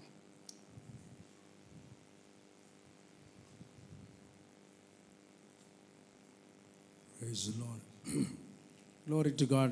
உட்காருங்கள். உங்களுக்காக ஜெபிக்க நான் விரும்புகிறேன்.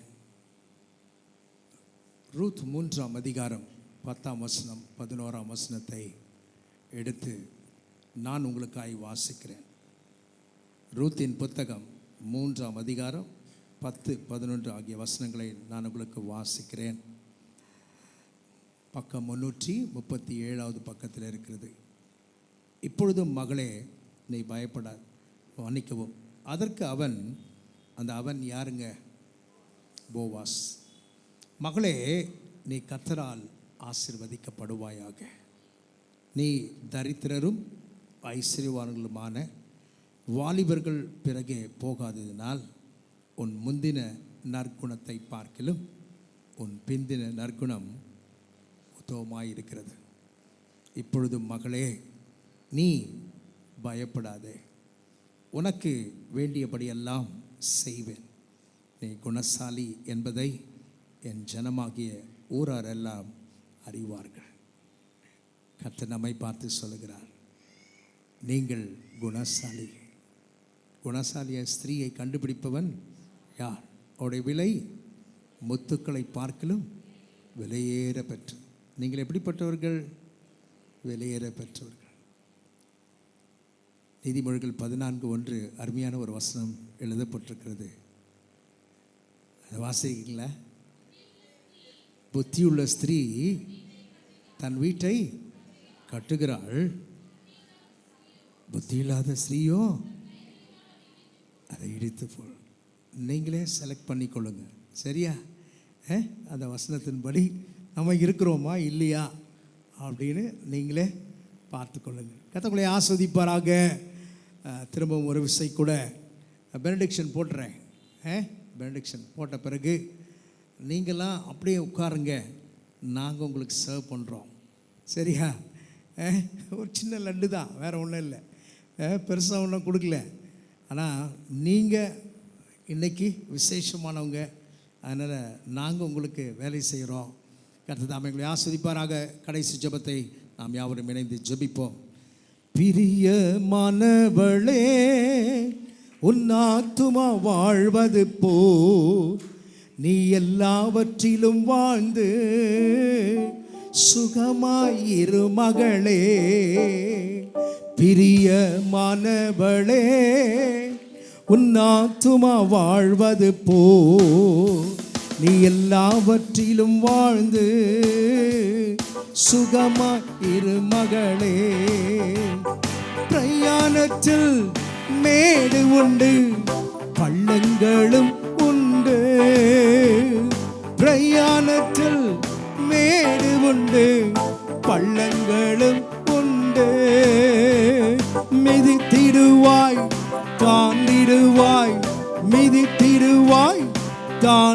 வருவாய். மான் கால்கள் உனக்குண்டு மறவாதே, மான் கால்கள் உனக்குண்டு மறவாதே. பிரிய மாணவனே, உன் ஆத்துமா வாழ்வது போ, நீ எல்லாவற்றிலும் வாழ்வே. சுகமாயிர் மகளே, ஓட்ட பந்தயம் நீ ஓடுகிறாய், ஒழுங்கின்படி ஓடு மகளே. ஓட்ட பந்தயம் நீ ஓடுகிறாய், ஒழுங்கின்படி ஓடு மகளே. நெருங்கி வரும் பாவங்களை, நெருங்கி வரும் பாவங்களை உதறி தள்ளிவிட்டு ஓடு மகளே, உதறி தள்ளிவிட்டு ஓடு மகளே. பிரிய மாணவளே, நாத்துமா வாழ்வது போ, நீ எல்லாவற்றில் வாழ்ந்து சுகமா திருமகளே. பிரிய மாணவளே, உன் ஆத்துமா வாழ்வது போ, நீ எல்லாவற்றில் வாழ்ந்து சுகமாய் இரு மகளே. நன்றி ராஜா. குணசாலிய ஸ்திரீயை கண்டுபிடிப்பவன் யார்? அவருடைய விலை முத்துக்களை பார்க்கலாம் அதிகம். அழகு வீண், சௌந்தரியம் வீண், கர்த்தரால் புகழப்படுகிறவளே பாக்கியவதி. ஆண்டவரே, அந்த வார்த்தையின்படி எங்கள் அன்பு சகோதரிகள் ஒவ்வொருவரையும் ஆசீர்வதிப்பீராக. அந்த போவாஸ் ரூத்தை பார்த்து சொன்ன அதே ஆசீர்வாதங்கள் உடைய பிள்ளைகள் வாழ்க்கையிலே நடந்தேறட்டும். அவர்களை பார்க்கிறவர்கள் உம்மை காணும்படி கிருபைத்தார். உம்முடைய சாயலை உம்முடைய பிள்ளைகள் தரித்து கொள்ள கர்த்தர் கிருபை செய்வீராக. அவளை ஆசீர்வதிங்க அப்பா. எங்கள் குடும்பத்திற்கு நீங்கள் கொடுத்ததுக்காக நன்றி செலுத்துகிறோம் ஆண்டவரே. நாங்கள் அவர்களை பாக்கியவது என்று சொல்கிறோம். பிள்ளைகள் ஆண்டவரே அவர்களை பார்த்து நீங்கள் பாக்கியவதி என்று சொல்லத்தக்கதாக தேவன் கிருபை செய்வீராக. சமாதானத்தையும் சந்தோஷத்தையும் உங்களுக்கு தாங்கும். அவருடைய பலவீனங்களை எல்லாவற்றையும் நீர் அறிந்திருக்கிறீரப்பா. எத்தனை ஆண்டவரே மக்கள் இந்த நாளிலே சுகவீனத்தோடு பலவீனத்தோடு இந்த இடத்திலே வந்து அமர்ந்திருக்கலாம். கர்த்தர் அவர்களுக்கு நல்ல சரீர சுக பலன் ஜீவன் ஆயுசை கட்டளையிடும். காத்துக்கொள்ளும். இயேசு கிறிஸ்து நாமத்தில் ஜெபிக்கிறோம் எங்கள் பரிசுத்தமுள்ள நல்ல தகப்பனே, ஆமென்.